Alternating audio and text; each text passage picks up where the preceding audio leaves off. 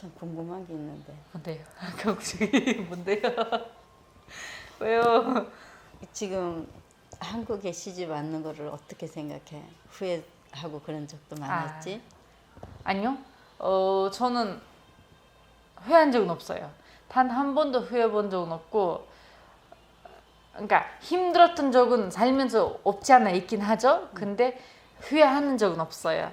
단 한 번 아쉬웠던 점은 아빠가 돌아가셨을 때 내가 멀리 있었고 그 때문에 그때 가까이 있었으면 조금 더 빨리 갈 수도 있었을 텐데 그거는 후회해 본 적은 없어요. 내가 너무 잘 살고 있고 그리고 너무 주변 어머님, 아버님, 오빠, 뭐 주변 사람들 너무 더 잘 도와줘서 그래서 힘들거나 후회하진 않았던 것 같아요. 뭐 아직까지도 후회는 안 하고 앞으로도 후회할 생각은 전혀 없고 후회는 안 해봤어요. 뭐 살면서 계속 이런저런 일들은 있지만 후회는 안 했던 것 같아요. 나는 이거 아기 두연이 낳았을 적에 아기 재워놓고 그 옆에서 이래가지고 눈 끄뻑끄뻑 하면서 이래가지고 피곤한데 애기 쳐다보고 눈 끄뻑끄뻑 하는데 나 이거 어떻게 해야 되지? 남의 딸을 데려다가 무슨 저렇게 세상에 눈을 끄뻑끄뻑 피곤해가 눈을 끄뻑끄뻑 하고 있는데 나는 어떻게 해야 되는 거지? 난 딸도 없잖아. 그리고 어떻게 해주고 싶은데 할 줄은 모르고 이걸 어떻게 해야 되지? 막 그때 가슴이 너무 아파가지고 가슴이 그 작은 방에 누워 있는데 이걸 어떻게 이래서 친정 엄마가 필요하구나 막 이런 생각이 나 그때 생각하면은 난 어떻게 해야 될지를 모르겠어. 어떻게 해주고 싶은데 뭐를 어떻게 해야 될지도. 그리고 내 또 허리가 또 안 좋아가지고 막 아기를 맞아요. 어떻게 안고 할 수도 없고 막 그때 슬펐지. 나 갑자기 엉뚱한 이야기를 해가지고 어떻게 그때 작은 방에 이래 누워 있는데 나 이거 내가 마음은 내가 진짜 며느리가 아니고 나한테 이제 딸로 받아들일 거야 했는데 그게 너무 안 되는 표정, 외로운 표정으로 있잖아. 끔뻑끔뻑 하면서 있는데 가슴이 아프더라고. 엄마가 이렇게 필요하구나. 딸들은 엄마가 꼭 필요하구나 싶은 게 내가 나 충분히 내 딸처럼 해줄 거야 했는데 이거는 안 되는가 봐. 이건 어떻게 막 그때 너무 마음이 아팠어. 생각나나? 못 나나? 생각나죠. 아기 낳을 때 그 아기 놓고 잊을 나서 수가 없죠. 그때가. 아기 낳고 나서 집에 와 있는데 피곤해갖고 꼬박꼬박 하고 있는데 하다 보니까 그때 마음이 너무 아팠어. 그래서 이런 것이 참 힘들겠구나. 친정이 멀어가지고 어떻게 나는 딸이라고 했는데도 이렇게 해줄 수 있는 게 없나. 그때 막 외로운 거를 내가 네 눈을 보면서 느꼈어. 진짜 딸처럼 잘해줘야지 있겠는데 뭔가가 안 되는구나. 이거는 안 되는 거구나. 이거는 안 되는 거구나. 난 어떻게 해야 될 줄을 모르니까 어떻게 해줘야 될 줄을 몰라가지고.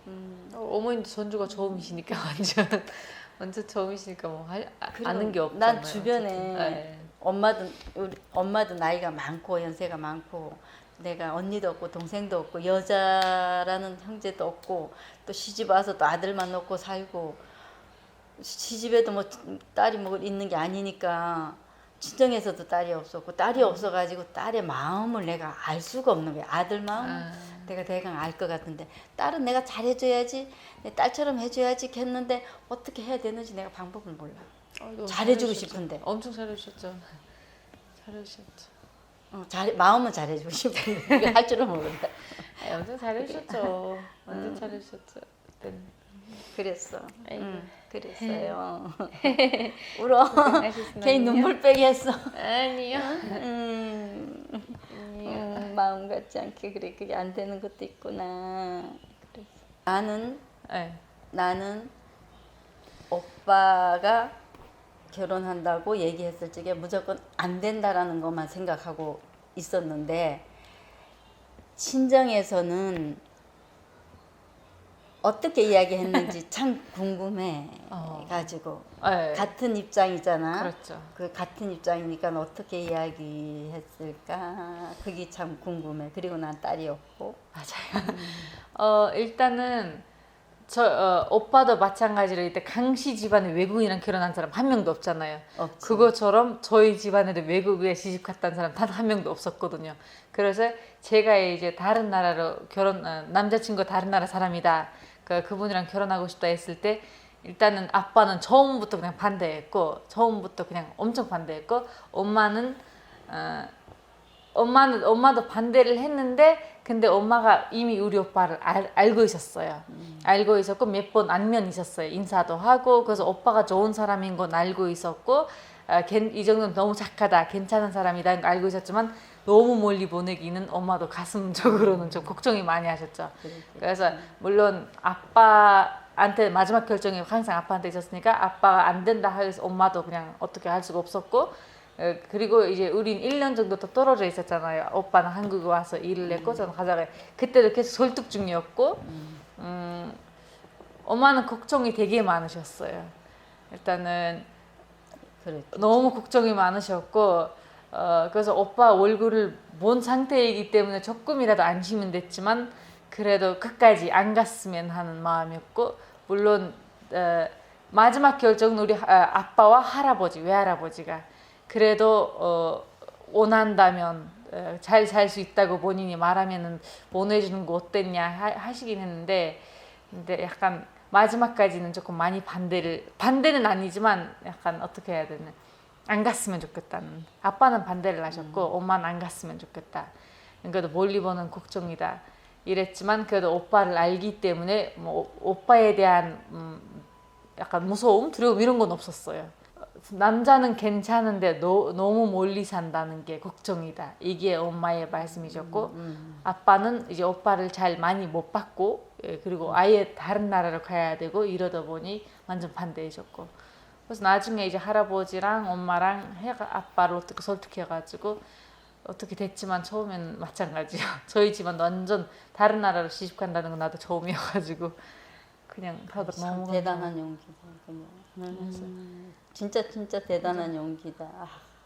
지금 제가 나이가 30대 가지고 다른 나라로 결혼한다고 결정했을 것 같은, 저는 못했을 것 같아요. 지금은 진짜 못했을 것 같은 느낌. 그때는 어리기도 엄청 어렸고 오빠를 너무 좋아했고, 지금 30대 다른 나라 가서 산다 하면 좀 무서울 것 같아요. 오늘은 영상을 여기까지 하고요. 다음에 혹시 구독자분들이 댓글에다가 어머님한테 궁금한 점을 많이 달아주시면 인터뷰 한 번 더 부탁드립니다. 감사합니다. 네. 오늘. 네. барлықтарыңызға рахмет. Егер де біздің енемізден тағандай да бір сұрақ болатын болса, астына комментарийға жазсаңыздар, пікірге толығымен оқып беремін. және тағы да бір рет осылай сіздерден интервью алуға тырысамыз бұйыртса. Сау болыңыздар. Рахмет.